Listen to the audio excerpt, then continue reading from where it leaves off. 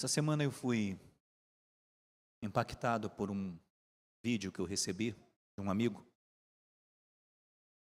que continha uma ilustração. Ilustração é uma história que trata de um ensino, traz um ensino.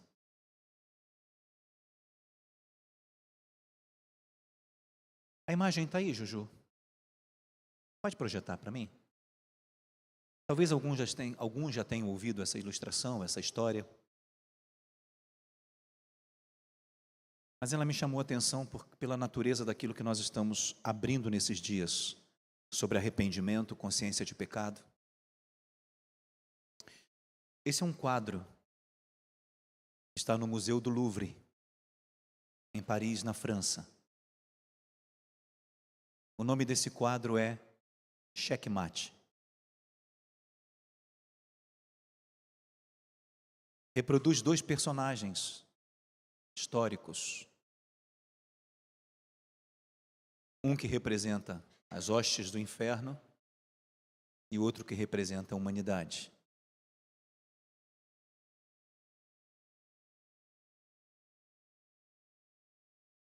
Conta a história que um grupo de turistas estava fazendo um passeio pelas obras do Louvre, guiados por um guia turístico. E passando em frente a este quadro, esse grupo que estava sendo conduzido no passeio,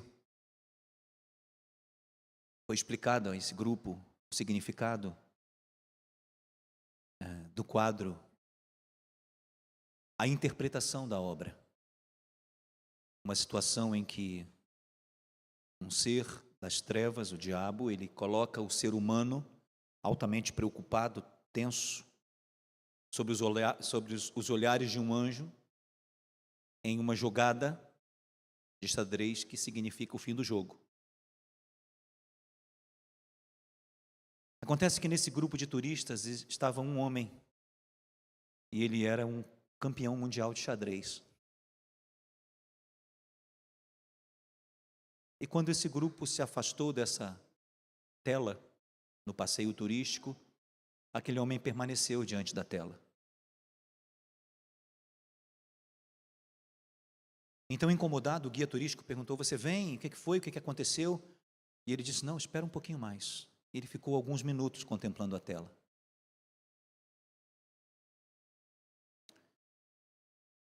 Então, aquele homem, campeão de xadrez, perguntou para o guia turístico do Louvre qual era mesmo o significado daquela tela. E ele disse que a tela significava que o diabo estava dando um checkmate na humanidade. E aquele homem, como um campeão de xadrez, olhou bem o tabuleiro e disse: "Nós temos um problema com essa tela." Ele disse: "Qual?" E ele disse: "O rei ainda tem uma jogada."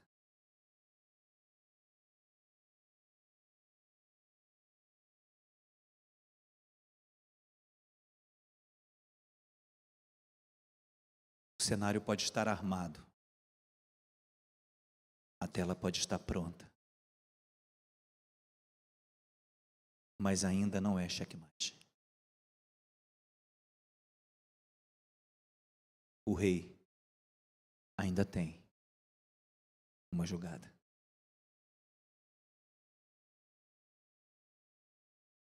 Não sei se os irmãos entenderam isso.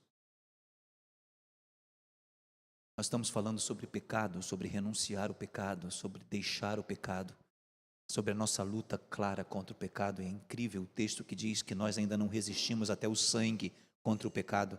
E nós não sabemos nada sobre resistência do pecado, porque nossa geração cresceu, viveu como crentes fracos, dados ao pecado como se ele fosse natural.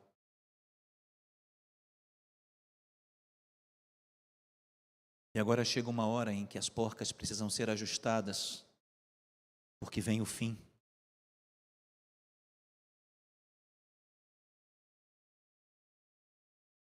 E ou renunciamos o pecado, ou não vamos viver como filhos legítimos de Deus, nascidos de novo. Não dá para ter as duas coisas. Mas mesmo diante deste quadro que parece caótico e da apostasia que se aproxima ainda mais forte nos últimos dias, o rei ainda tem uma jogada.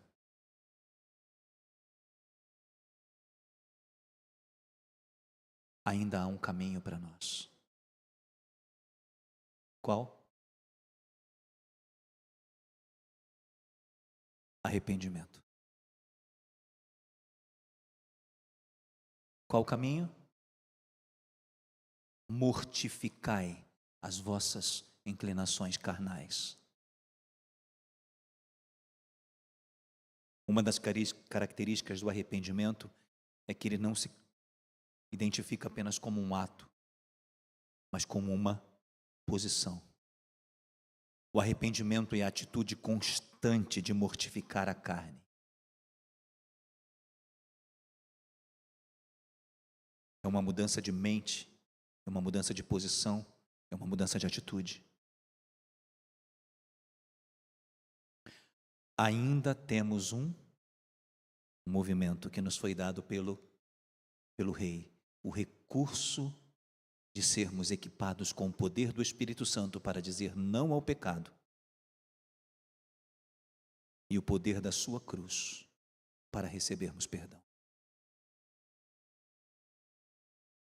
Amém?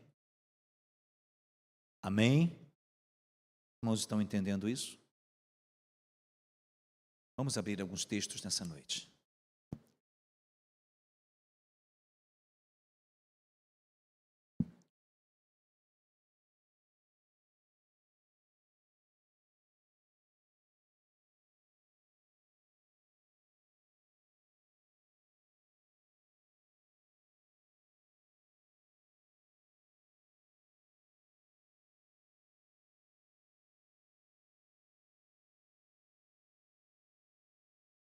Nesse tempo nós estamos focados diretamente e objetivamente em duas coisas. Primeiro, em entender que nós podemos, e pelo poder que nos foi dado pelo Espírito Santo, devemos dizer não ao pecado. Nós podemos resistir. E a segunda coisa é, se por acaso cairmos, não permanecermos nele. Não permanecermos no pecado. Não enxergar isso como uma coisa natural.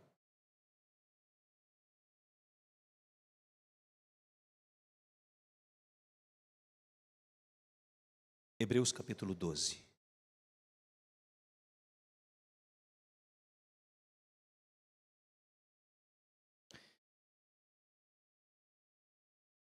Os irmãos vão receber o pão diário daqui a pouco. O pão diário tem novamente os mesmos textos da semana passada, só que organizados numa sequência diferente.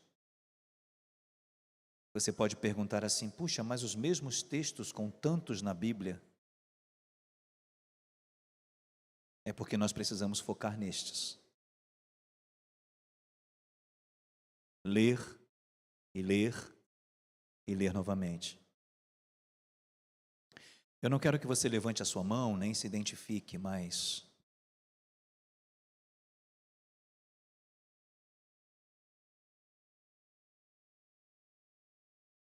você leu os apontamentos que foram entregues na semana passada? Parou lá 17 minutos para ver o vídeo? Vale a pena.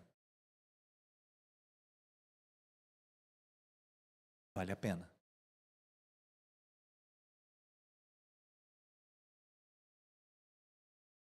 Nós vamos fazer uma leitura hoje. Talvez a gente use um bom tempo do nosso encontro hoje, lendo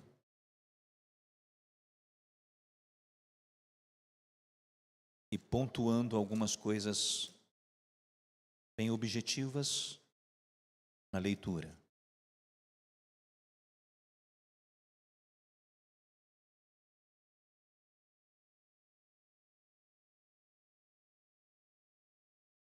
Nós Nós vamos ler os versículos 1 a 13 de Hebreus 12.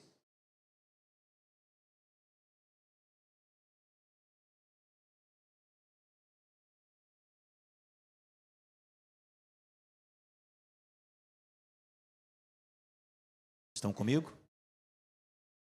Vamos lá? Portanto, leia na sua versão aí baixinho. Portanto, nós também, pois que estamos rodeados de uma tão grande nuvem de testemunhas, deixemos todo o embaraço e o pecado que tão de perto nos rodeia e corramos com paciência a carreira que nos está proposta. O autor usa uma figura interessante, a figura de quem corre. E ele identifica o pecado como embaraço.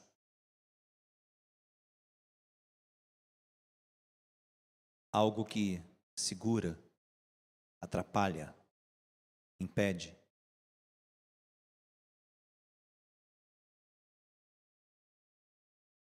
E ele usa um termo interessante, ele diz: deixemos todo o embaraço e o pecado que tão de perto nos rodeia. Verso 2 ele diz: olhando, juntos, olhando para Jesus, autor e consumador da fé, o qual, pelo gozo que lhe estava proposto, suportou a cruz, desprezando a afronta, e assentou-se à destra do trono de Deus. Considerai, pois, aquele que suportou tais contradições dos pecadores contra si mesmo, para que não enfraqueçais, desfalecendo em vossos ânimos. Ainda não resististes até ao sangue, combatendo contra o pecado. Vamos entender a relação entre o verso 3 e o verso 4, que às vezes a gente lê desconexamente.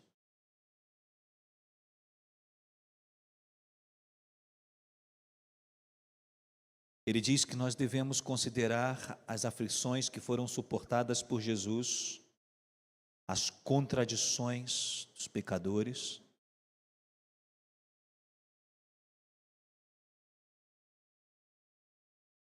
para que não, o quê? Para que não o quê? Para que não enfraqueçais e o que mais?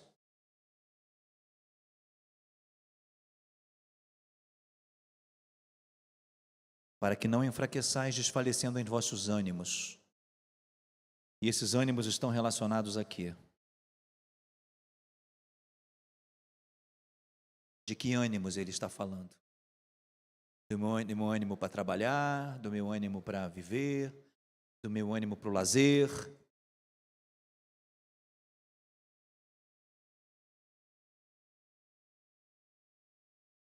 O verso 4 nos diz a que ânimo ele se refere. Não desfaleçais e não enfraqueçais o vosso ânimo. Não vos enfraqueçais e não desfaleceis nos vossos ânimos. Referentes a quê? A resistência contra o pecado.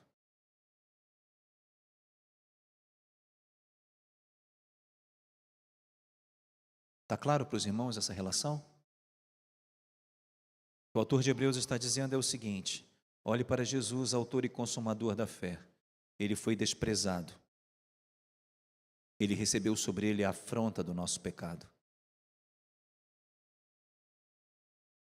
Morreu, mas foi ressuscitado e assentou-se à destra do trono de Deus. Então considerai que ele suportou essas contradições.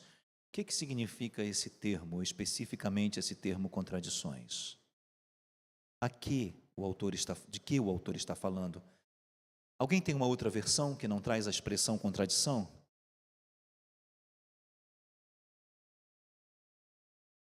Oposição? Lê para nós, Gil, por favor.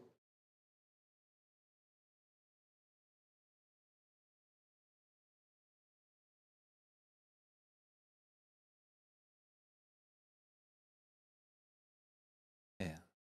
Alguém tem outra palavra aí no lugar de oposição e contradição? Em outra versão?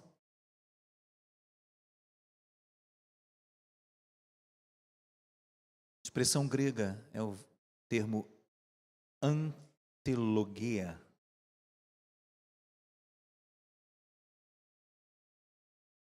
E a ideia é a contestação. Questões que estão relacionadas com rebelião.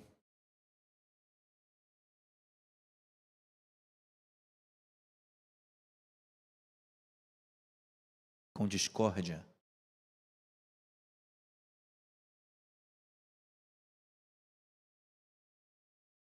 Cristo suportou sobre ele a contradição e a oposição dos pecadores. Quando ele foi à cruz, ele foi o sacrifício pelos nossos pecados.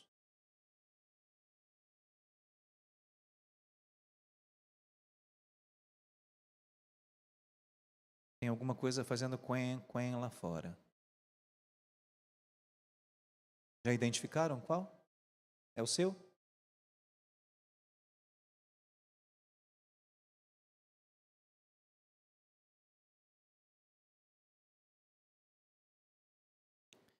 Por favor, não deixem fugir isso.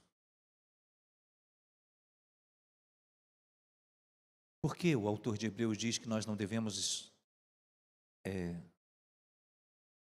desanimar, desfalecer em nossos ânimos? E que relação há entre esse pecado posto sobre Jesus e o fato de eu não desfalecer em meu ânimo para lutar, para resistir ao pecado?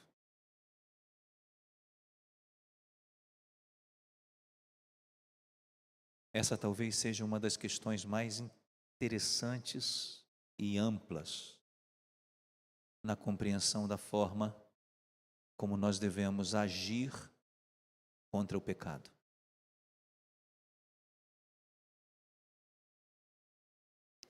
O pecado foi o que levou Jesus à cruz. O meu pecado o matou.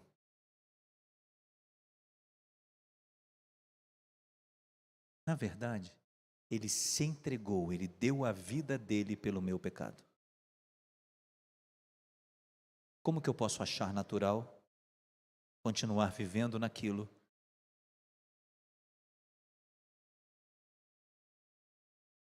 pelo que Jesus já morreu?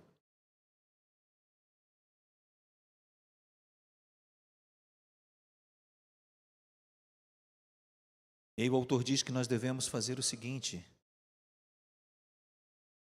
resistir até ao sangue.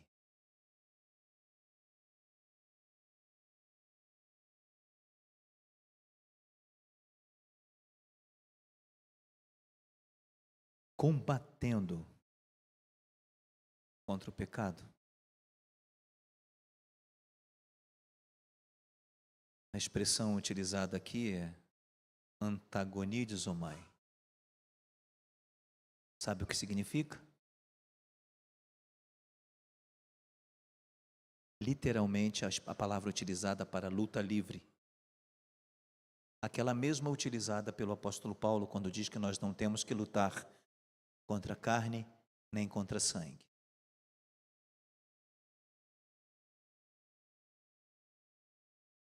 Sabe o que significa isso? Que é um confronto direto, de sujeição. Ou eu mortifico o pecado, ou ele me rouba a graça.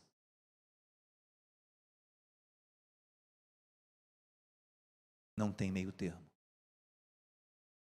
Não tem um tiquinho, um pouquinho. Não tem cinza. Não tem zona neutra.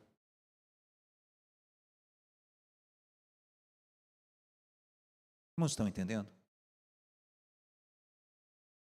Ou nós estamos em Cristo, nascemos de novo e vivemos nele, ou nós permanecemos no pecado. Não dá para achar que estamos vivendo as duas coisas ao mesmo tempo.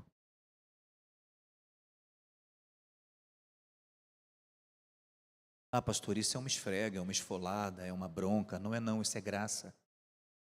Nós ainda estamos no tempo de arrependimento, ainda estamos no tempo de buscar ao Senhor, ainda estamos no tempo de rasgar o coração, ainda estamos no tempo de entender que a realidade que a gente vem vivendo não corresponde à realidade de quem nasceu de novo. E dizer, opa, o pecado tem que sair. A vida de Jesus tem que entrar.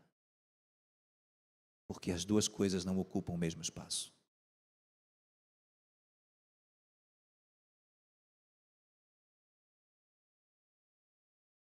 Estão entendendo o que eu quero dizer?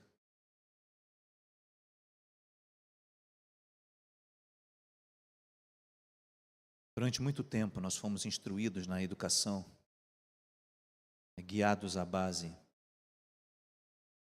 conduzidos numa base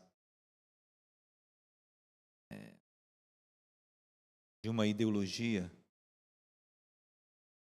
que tem um nível de perversidade interessante.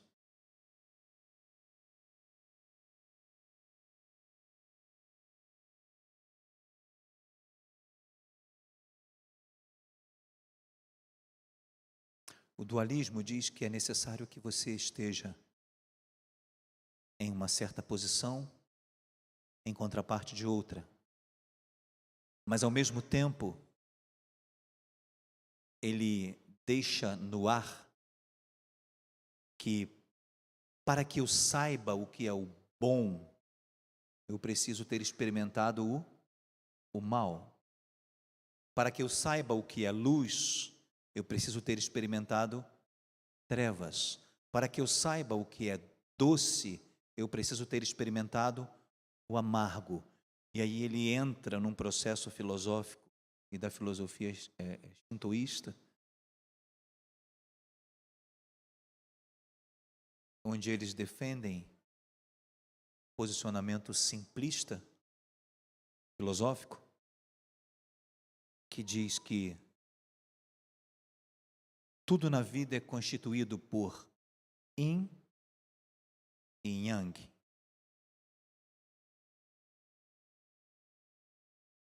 Nada é apenas trevas e nada é apenas luz.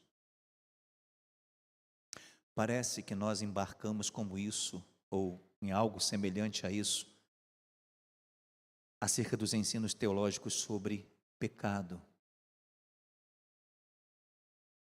Parece que a gente vê o pecado como algo que nunca vai sair dali.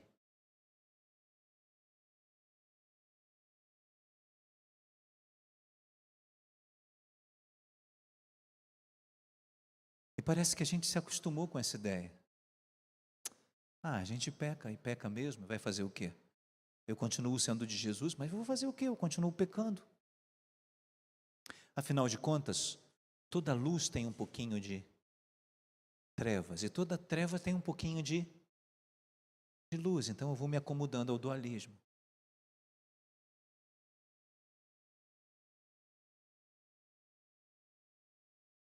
Parece que nós estamos sentados nessa ideia há muito tempo como igreja no Brasil e no mundo, não em todo lugar.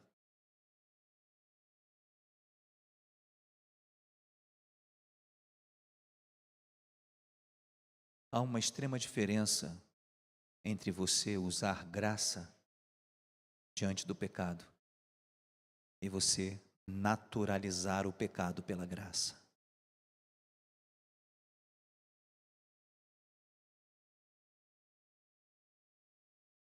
Entendem a diferença?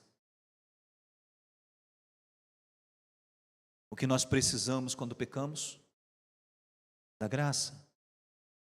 Mas achar que podemos pecar de qualquer jeito e viver pecando porque a graça sempre vai estar ali.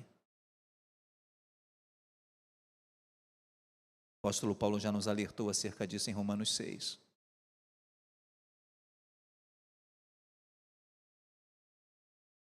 Então, o que nós estamos construindo nesses próximos dias, nas nossas ministrações, é uma concepção de ausência,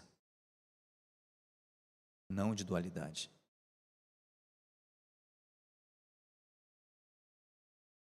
O que são trevas? A ausência da luz. O que é o frio? A ausência do calor. Entendem o que eu quero dizer?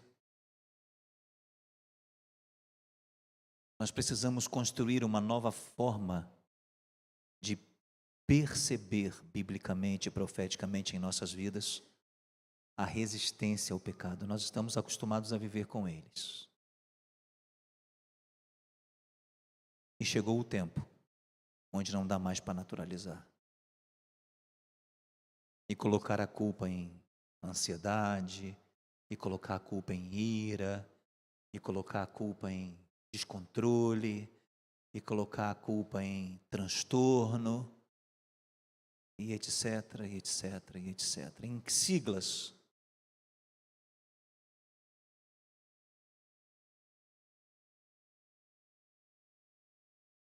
Eu sabia que esse tempo ia chegar, em que nós precisaríamos expor as coisas. Eu espero esse tempo e espero o gatilho do Senhor há 3 anos.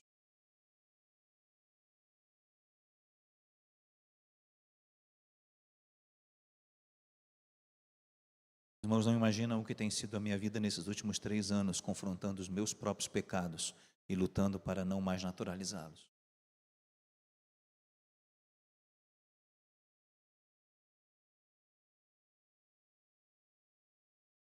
Você vai dizer, mas por que tanto cuidado com uma coisa tão óbvia? Porque eu creio que cada tempo e cada estação, ela é apropriada para um certo tipo de fruto. E que eu creio também que tudo que nós temos recebido para trás nesses últimos anos, nos trouxe a este lugar.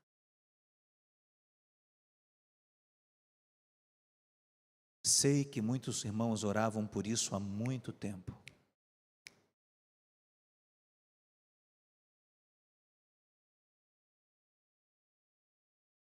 A hora vem, chegada é, em que nós precisamos aprender ou a viver sem o pecado, ou a reconhecer que não nascemos de novo.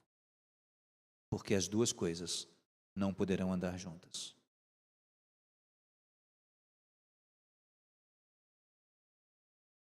Se não nascemos de novo, ainda estamos na época da graça, ainda podemos nos arrepender, conhecer Jesus e nascer de novo. O que nós não podemos é continuar vivendo naturalmente com o pecado, achando que está tudo bem. E não está tudo bem. Nós não podemos mais viver pecando e entendendo que a graça vai resolver o problema.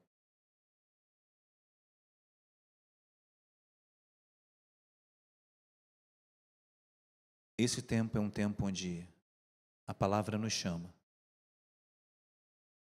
o Espírito nos chama a alinhar o nosso entendimento de que nós precisamos, e a nossa posição como filhos de Deus é resistir o pecado até o sangue.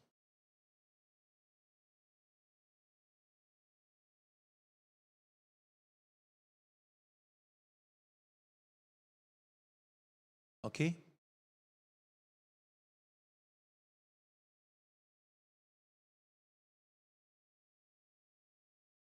Verso 5. Já vos esquecestes da exortação que argumenta convosco como filhos? Filho meu, não desprezes a correção do Senhor, não desmaieis quando por ele fores repreendido, porque o Senhor corrige o que ama, açoita a todo que qualquer que recebe como filho. Se suportais a correção, Deus vos trata como filhos.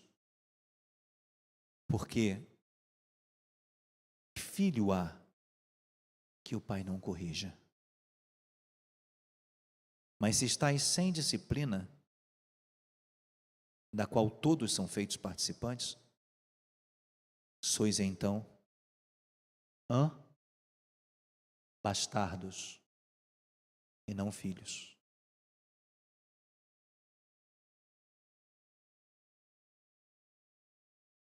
Nós vamos voltar a esse texto para uma análise textual dele,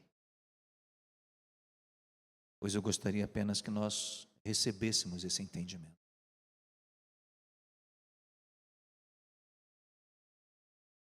Nós precisamos chamar as coisas pelo que elas são e entender que não dá para viver com elas sabendo que é pecado, achando que é natural.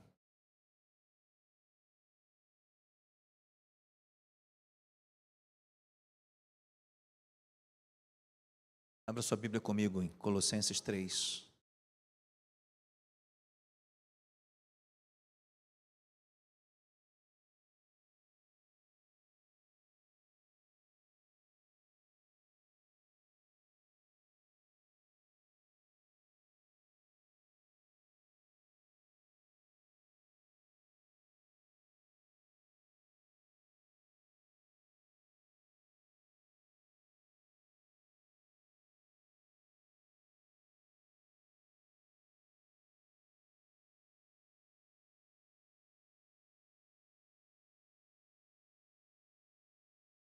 Verso 1, o apóstolo Paulo diz: portanto, se já ressuscitaste com Cristo, buscai as coisas que são de cima, onde Cristo está assentado à destra de Deus.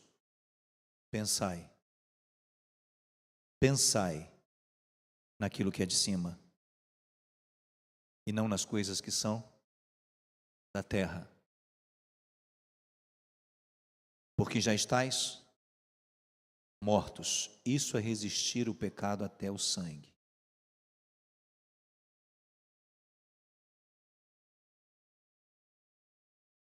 O verso 5 descreve o que é isso. Mortificai os vossos membros que estão sobre a terra, como resultado de estarmos mortos para nós mesmos e termos sido ressuscitados com Cristo.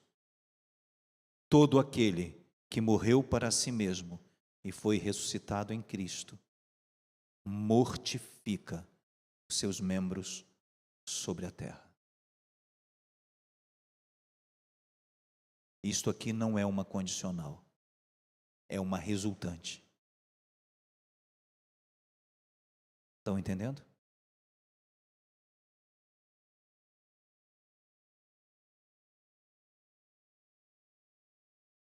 Nascemos de novo, fomos ressuscitados com Cristo para viver nele e ele em nós. Sim, qual é a resultante disso? Mortificai os vossos membros que estão sobre a terra. Ele vai listar o que precisa ser mortificado. Mortificai a prostituição, mortificai a impureza, mortificai a afeição desordenada, mortificai a concupiscência, mortificai a avareza, que é a idolatria.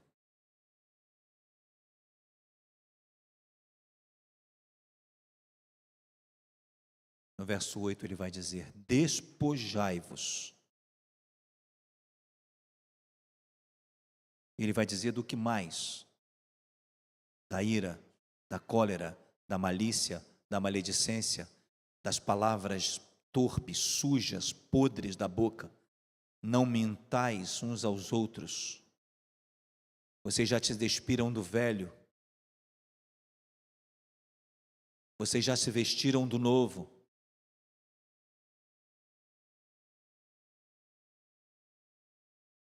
Não dá para se vestir do novo sem se despir do velho.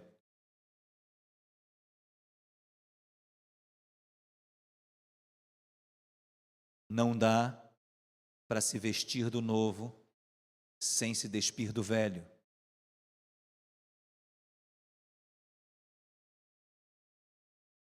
Está claro que não tem meio termo, que não tem uma zona cinza, um ambiente permissivo.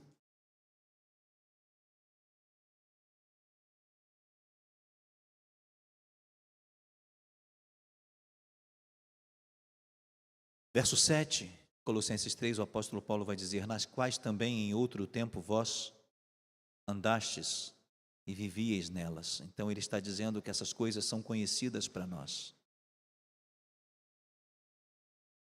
mas que agora, se nos despimos do velho para nos vestir do novo, não há mais espaço para elas.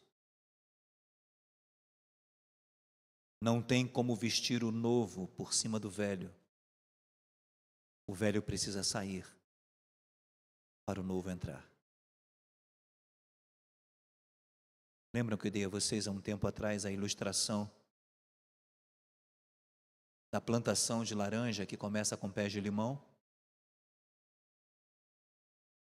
O enxerto é posto no pé de limão, aquela laranja de enxerto, ela começa a crescer, o broto sai do enxerto e o pé de limão é quebrado, para que a força da seiva do pé possa fortalecer o pé de laranja que surge. Mas há um tempo logo seguinte, onde o antigo pé de limão quebrado, ele precisa ser cortado e jogado fora.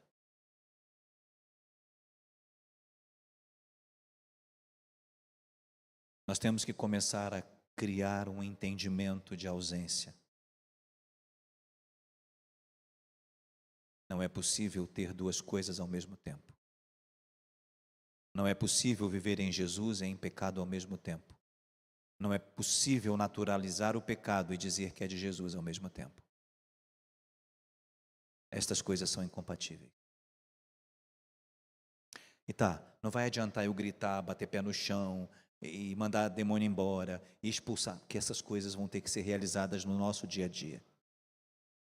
Elas vão ter que ser entendidas, absorvidas, compreendidas com o poder do Espírito Santo, como já deveriam ter sido feitas há muito tempo, porque se de fato nascemos de novo, já deveríamos ser assim.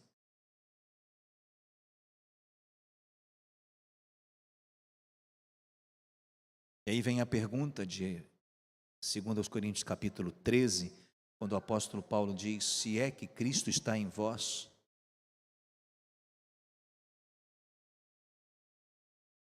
porque se estas coisas deveriam ser natural para aqueles que nasceram de novo e não são naturais para nós, alguma coisa está errada, a gente tem que repensar. Ou a gente deixou a fé, ou a gente permitiu.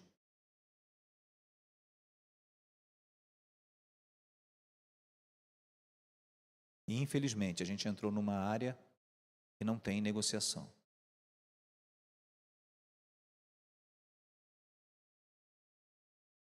Primeira de João.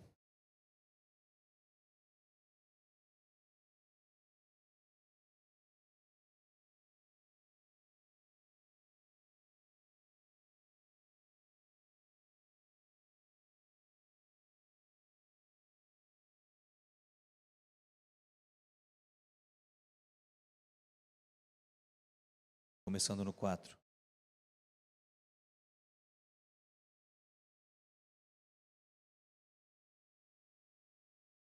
Nós também vamos abrir esse texto mais adiante de forma textual, analisá-lo de forma textual. 1 de João 3, começando no 4. Qualquer que comete pecado, também comete iniquidade. Porque o pecado, é iniquidade. E bem sabeis que ele se refere a quem? A Jesus, se manifestou para o quê? Tirar os nossos pecados, e nele não há pecado. Qualquer que permanece nele, e qualquer que peca, Não tem zona de conforto.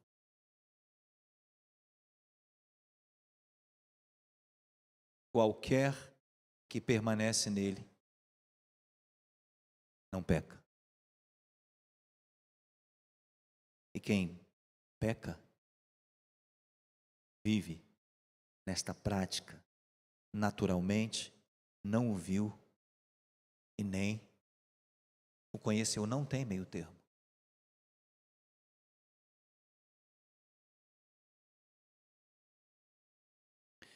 Ele vai dizer: filhinhos, não deixe que ninguém vos engane. Quem pratica a justiça é justo. Justo como ele é justo. Filhinho, ninguém vos engane. Quem comete pecado é do diabo, porque o diabo peca desde o princípio. E para isso o Filho de Deus se manifestou, para desfazer as obras do diabo. O quê? O pecado. E qualquer que é nascido de Deus não comete pecado. Não peca, não permanece pecando, porque a sua semente permanece nele e não pode pecar, porque é nascido de Deus.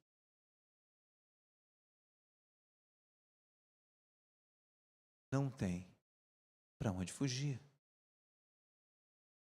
Não dá nem para usar o ditado: se correr o bicho pega, se ficar o bicho come, porque não tem duas opções. É entender quem nós somos e aprender a vivermos como devemos ser. Sem menos, sem desculpas.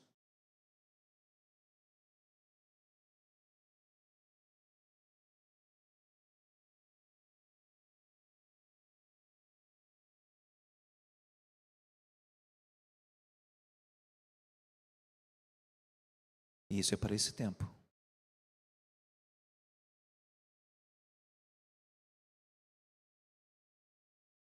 Nisto, verso 10, são manifestos os filhos de Deus e os filhos do diabo. Como são manifestos os filhos de Deus e os filhos do diabo? Ora, aquele que é nascido de Deus não peca. Como são manifestos os filhos de Deus? Aqueles que não pecam, que mortificam o pecado. Como são manifestos os filhos do diabo? Aqueles que permanecem pecando naturalmente, rotineiramente, sem que nenhum incômodo lhes cause. Ou quando muito com o cinismo da religião, que é aquela história de você pecar, pecar, pecar, e ir sempre ao Senhor e dizer: Senhor, pequei.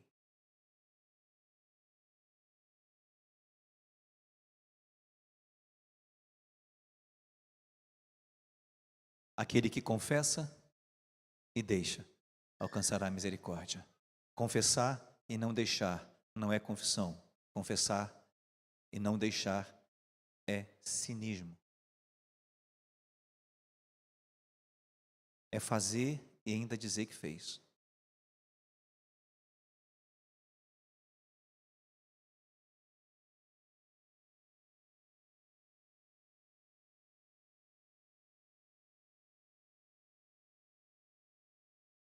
Eu gostaria de dizer para vocês que este é um dos textos mais complexos acerca disso. Longe disso, esses são os iniciais. Esses são os introdutórios.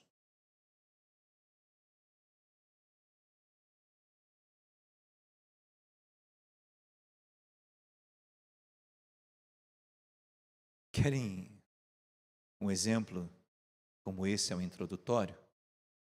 Eu vou abrir com os irmãos rapidamente um intermediário. Hebreus capítulo 10.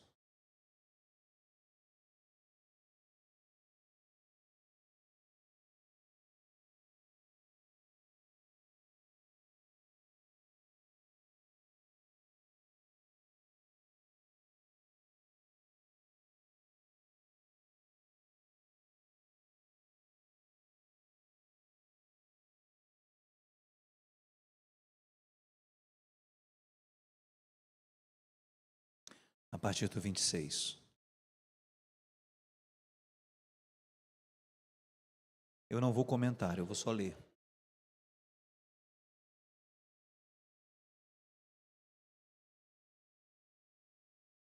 Por quê? Juntos?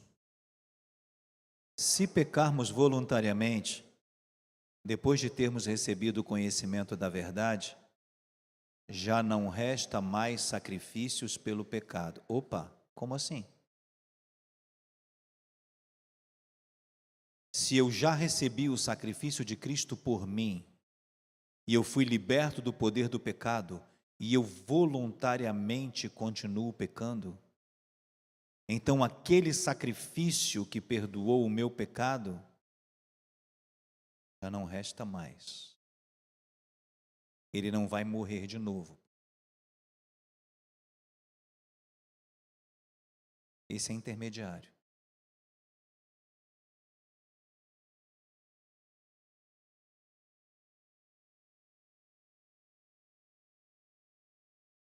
Porque quem faz isso voluntariamente peca, e vamos entender isso, porque em Romanos o apóstolo Paulo, Romanos 6, o apóstolo 5 e 6, o apóstolo Paulo nos fala, e quem lê o Pão Diário sabe do que eu estou falando. Quem não lê o Pão Diário, eu não vou perder meu tempo. Porque se você não tem interesse de ler o Pão Diário, muito menos terá interesse de dizer não ao pecado. Então, uma questão sua e não minha. Boa sorte no grande trono branco. Tem gente que fica brava quando eu falo isso, mas é verdade. Não posso fazer nada. Você não se empenha em ler um pão diário, você vai se preocupar em mortificar a sua carne. Tenha uma boa sorte quando você apresentar-se diante do rei e dizer para ele assim: ai, Senhor, não deu para mim.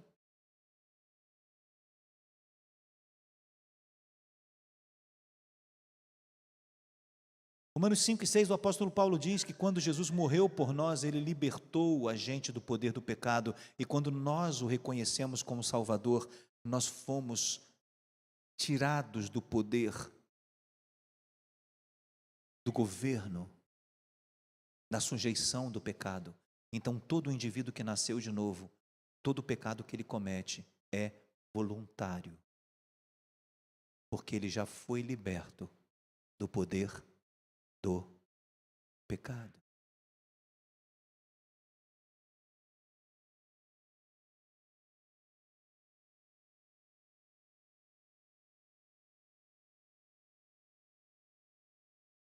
Se ele já foi liberto do poder do pecado quando ele nasceu de novo e ele recebeu Jesus, então, quando ele peca depois disso, ele peca voluntariamente. Aquela conversa que nós vamos encontrar lá em Romanos 7, do apóstolo Paulo falando: miserável homem que sou, quem vai me livrar do corpo dessa morte? Ele está falando isso baseada na realidade da lei. Ele vai explicando aos romanos como a coisa acontece.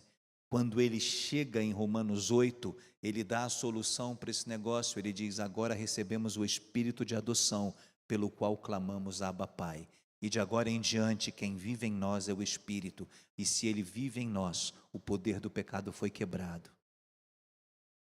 E se o governo do pecado foi quebrado sobre mim, então agora, todo pecado que eu cometo, uma vez tendo nascido de novo, ele é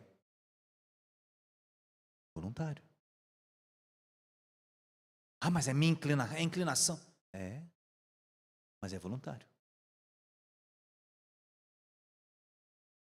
Esse é um texto intermediário sobre o assunto.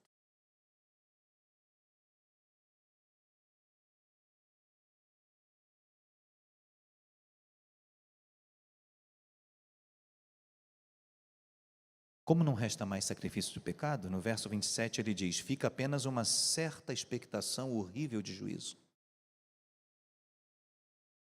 Sabe o que é isso? É uma expectativa de que agora lascou, eu estou condenado.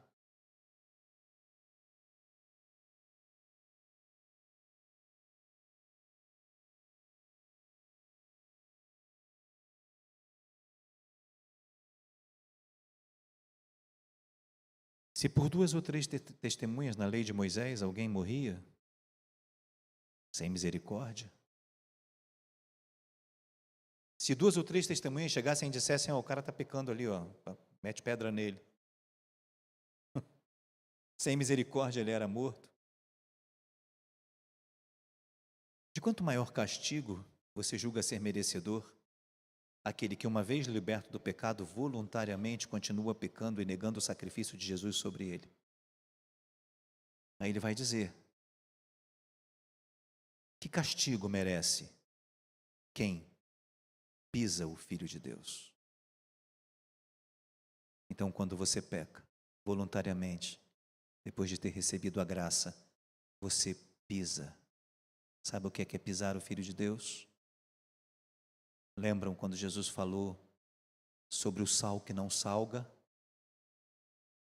Vós sois o sal da terra. E o sal que não salga, ele é o quê?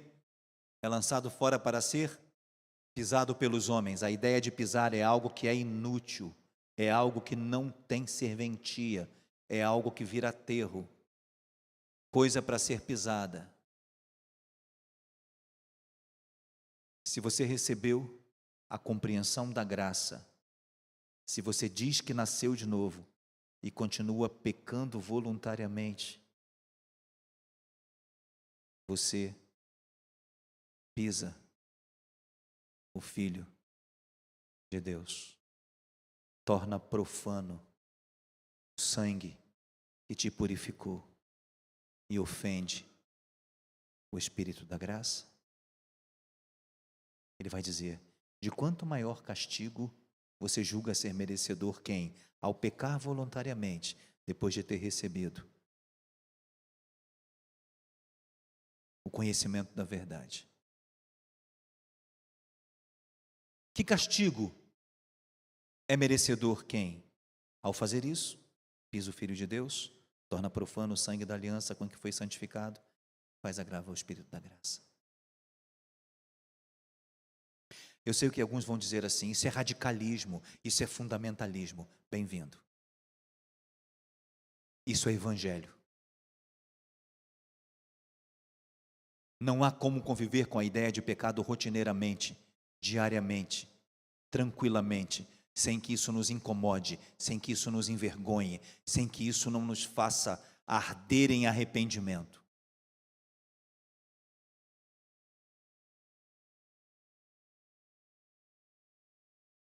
Amém? Difícil falar amém para um negócio desse, né?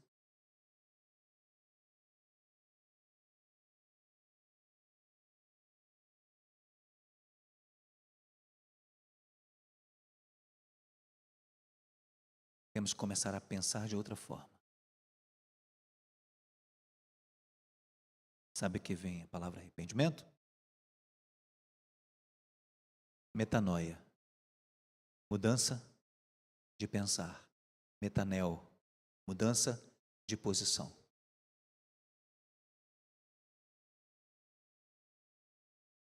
Entendem que arrependimento é mais do que dizer assim: puxa, errei.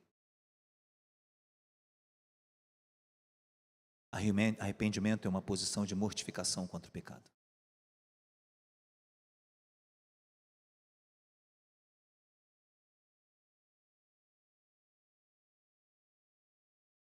Nós vamos disponibilizar na próxima semana mais um apontamento. E no final deste mês, estou preparando para os irmãos um sermão John Owen, chamado Pecadores nas mãos de um Deus irado.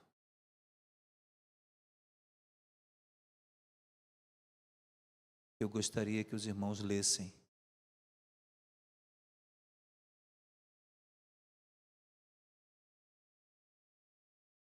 Alguém já leu Pecadores na mão de um Deus irado? Jonathan Edwards, né? É Jonathan Edwards. É Edwards, Michael. É Jonathan Edwards, perdão. É porque o material que a gente vai distribuir antes é do Owen. É, mortificação da carne. Obrigado, Tiago. Obrigado, Michael. Quantos já leram Pecadores na mão de um Deus irado? Será um material de apoio para a gente no final desse mês, início do próximo mês.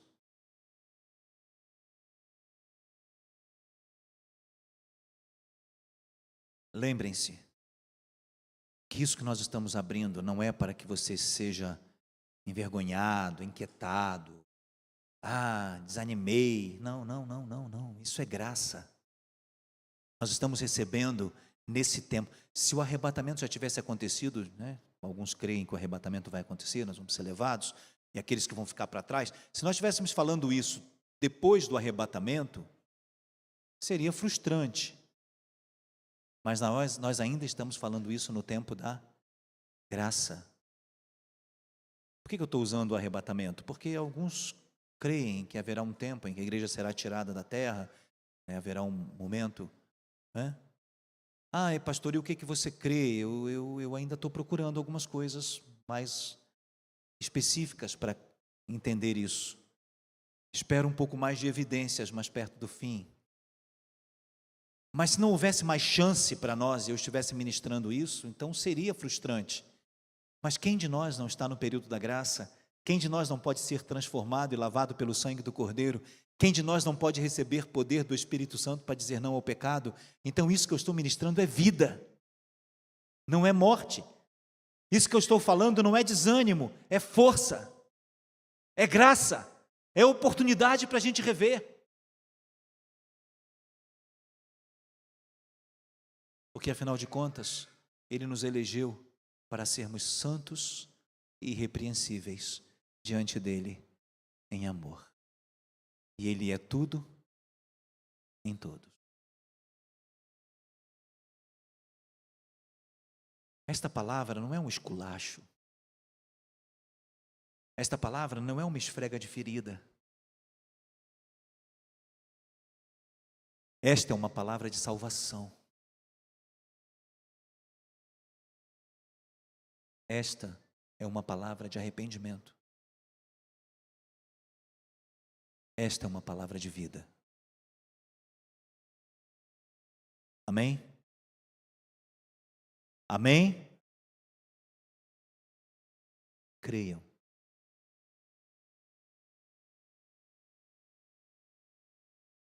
Vamos fechar os nossos olhos?